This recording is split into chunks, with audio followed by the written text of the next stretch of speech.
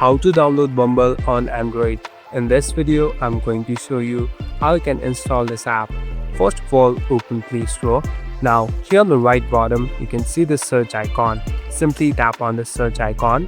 Now, on the top at the search bar, search for Bumble. So it will pop up on the top. Simply tap on it.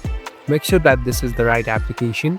You can verify it by seeing the logo and verify it by seeing the company's name. Now simply tap on install. So what is this Bumble app? Basically this is a dating app. This is similar to Tinder, Tantan and other dating apps.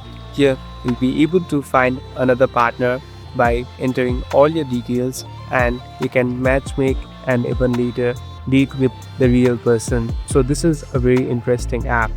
Thank you for watching this video. I hope this video will help you.